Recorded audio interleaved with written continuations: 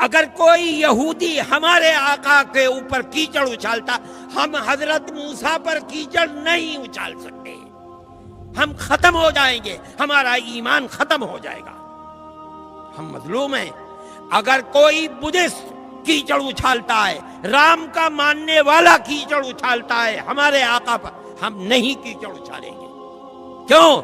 قرآن نے کہا ہے وَلَا تَسُبُّوا الَّذِينَ يَدْعُونَ مِن دُونِ اللَّهِ فَيَسُبُّوا اللَّهَ عَدْوًا، جانتے ہوئے کہ یہ پرستش اللہ کی نہیں کر رہا ہے، اللہ نے ہمیں منع کیا ہے تم انہیں برا بھلا مت کہو، ہم نہیں کہتے برا بھلا۔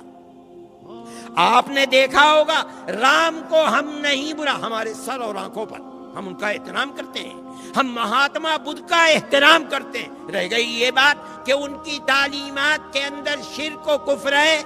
ایک زمانہ گزر چکا، کہتے ہیں 14 لاکھ سال پہلے رام اور سیتا تھی، اس زمانے کے اندر ان کی تعلیمات بدل گئی ہو سکتا ہے حضرت عیسیٰ کی تعلیمات بدل گئی، حضرت موسیٰ کی تعلیمات، قرآن کہتا ہے تعلیمات بدل گئی، رام اور مہاتما بدھ کی تعلیمات بھی بدل گئی، ہو سکتا ہے، اور ہو سکتا ہے کہ وہ نبی ہوں۔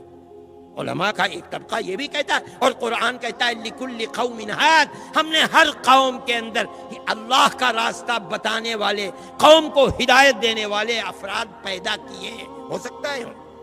لیکن حضرت عیسیٰ اور حضرت موسیٰ پر قرآن کی طرف سے نبوت کی دلیل ہے، ان پر کوئی دلیل نہیں۔ ایسے میں مسلمان پر فرض ہے وہ اپنی زبان کو بند رکھے۔ کیوں؟ کسی نبی برحق پر کیچڑ اچھالنا جس طرح ایمان سے باہر کر دیتا ہے، اسی طرح نبی غیر برحق کو نبی کہنا اسلام سے باہر کر دیتا ہے۔ خاموش۔ مسلمان کو یہ طریقہ اپنانا چاہیے اور اسی پر زندہ رہنا چاہیے۔ دوسرے ظلم کر رہے ہیں، ہماری آنکھ، ہماری زبان بند ہے، ہم کچھ نہیں کہہ رہے ہیں، صرف احتجاج، اور احتجاج بھی اس حد تک جو تمہیں تمہارے دستور نے حق دیا ہے، اور وہ یہ ہے جا کر اپنا احتجاج لکھوا دو، رپورٹ درج کرا دو، اگر نہیں بس چلتا آگے بڑھ کر کے کورٹ میں پہنچ جاؤ، مقدمہ دائر کر دو، یہاں تک تمہارا حق ہے۔ اس سے زائد بڑھو گے تو ملک کے اندر امن و امان قائم نہیں رہے گا، اکثریت کا بھی نقصان ہوگا، اقلیت کا بھی نقصان ہوگا۔ دیکھو ابھی تمہارے برابر میں ہانس روڈ کے اندر ہو گیا، ہندوؤں کا بھی قتل ہو گیا، مسلمانوں کا بھی قتل ہو گیا، دکانیں بھی جل گئیں، بات کچھ بھی نہیں تھی۔ میرے بھائی، جمعیت علماء کبھی جذبات سے نہیں کھیلتی، ہم نہیں کھیلیں گے۔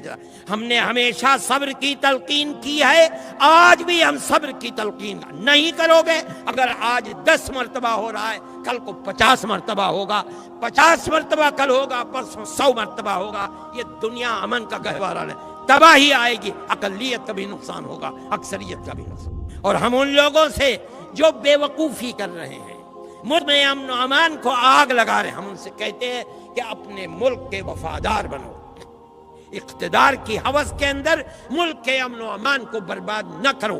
اگر کرو گے تو یاد رکھو تاریخ کے اندر تم ملک کے سب سے بڑے غدار اور دشمن سمجھے جاؤ گے۔